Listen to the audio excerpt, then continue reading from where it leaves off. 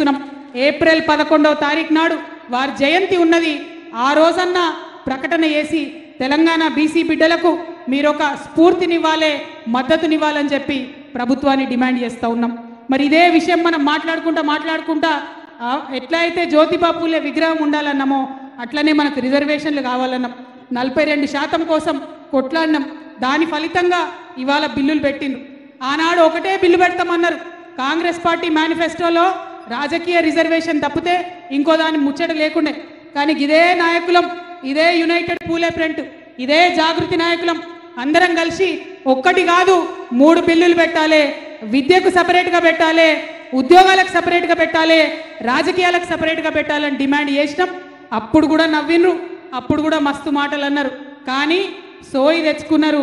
రాజకీయాలకు separate bill, విద్యా ఉద్యోగాలకు సపరేట్ బిల్లు, 2 బిల్లులు అసెంబ్లీలో పెట్టిందంటే అది కేవలం యునైటెడ్ పూలే ఫ్రంట్, తెలంగాణ జాగృతి, బీఆర్ఎస్ పార్టీ 50 మంది తెలంగాణ బీసీల విజయంగా ఇవాళ మనం భావించాల్సినటువంటి అవసరం ఉన్నది. మరి మళ్ళీ డిమాండ్ చేస్తూ ఉన్నాం, మీరు ఖచ్చితంగా ఆ బిల్లు ఎక్కడుందో చెప్పాలి. అసెంబ్లీలో కౌన్సిల్లో బిల్లు పాస్ అయి 4 వారాలైంది.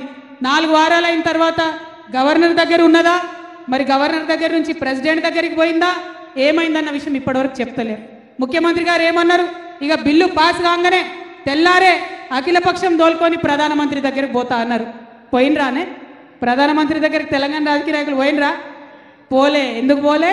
ఎందుకంటే ప్రధానమంత్రి గారితో వీరికి ఎటువంటి అండర్స్టాండింగ్ లేకపోతే, ఎటువంటి లాలూచి లేకపోతే అపాయింట్మెంట్ ఎప్పుడో వస్తుండే, అఖిలపక్షం ఢిల్లీకి పోతుండే.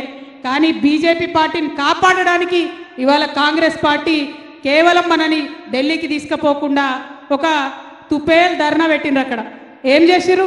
కాంగ్రెస్ పార్టీ నాయకులంతా ట్రైన్లు కట్టుకొని ఢిల్లీకి పోయినరు. అక్కడ కూర్చున్నారు.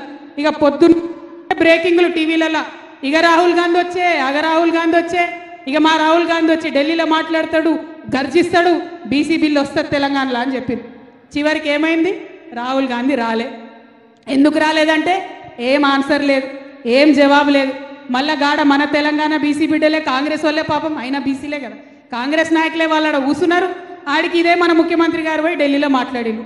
పోనీ ఢిల్లీలో మన ముఖ్యమంత్రి గారన్నా మొత్తం దేశానికి అర్థమయ్యేటట్టు హిందీలో ఇంగ్లీష్లో మాట్లాడతాడంటే మళ్ళీ గాడకి ఇదే తెలుగు ఉపన్యాసం ఇచ్చే.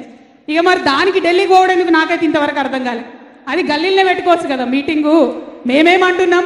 బీసీ బిల్లు ఢిల్లీలో పాస్ కావాలంటే ఢిల్లీలకు అర్థమయ్యే భాషలో చెప్పాలి, ఢిల్లీల మీద ఒత్తిడి పెరిగే భాష చెప్పాలి, మోడీ గారిని ఒత్తిడి పెంచేటటువంటి పని చేయాలి, బీజేపీ మీద ఒత్తిడి తీసుకురావాలి. మీకు ఎటువంటి లాలుచి లేకపోతే వెంటనే ఆ ప్రయత్నం చేయాలని చెప్పి నేను ముఖ్యమంత్రి గారిని డిమాండ్ చేస్తున్నా. ఇంకొక విషయం, చాలా ఘోరమైన విషయం, ఈరోజు పొద్దున అన్ని పత్రికలలో వచ్చింది. ఈ కులగణన వేసిన తర్వాత మనందరం బాగా బాధపడ్డాం. కులగణన వివరాలు కరెక్ట్ చెప్తలేరు, మీరు కరెక్ట్ చెప్పాలని అడిగినాం, తప్పు చెప్తున్నారని అడిగినాం, దానికి జవాబు చెప్పలేదు. పోనీ అసెంబ్లీలో పెట్టండి లెక్కలని అడిగినాం, దానికి జవాబు లేదు. పోనీ గ్రామ పంచాయతీలలో వివరాలు ఇవ్వండి అని అడిగినాం, దానికి జవాబు లేదు. ఇవాళనంట మొత్తం ఇచ్చినటువంటి డేటా, వాళ్ళకు వచ్చినటువంటి డేటా అంతా తీసుకుపోయి ఒక ఇండిపెండెంట్ ఎక్స్పర్ట్ కమిటీకి ఇస్తారట. ఆ ఇండిపెండెంట్ ఎక్స్పర్ట్ కమిటీలు ఈ డేటాను అనలైజ్ చేస్తారంట. ఈ డేటాను వాళ్ళు అనలైజ్ చేసి మనకు డీటెయిల్స్ చెప్పే వరకు మనం ఎవ్వరం కూడా దాని మీద మాట్లాడొద్దట. దానికోసం నిన్న హెచ్చరిక జారీ చేసిరు. ఇగో కులగణనపై ఎవరూ మాట్లాడొద్దు,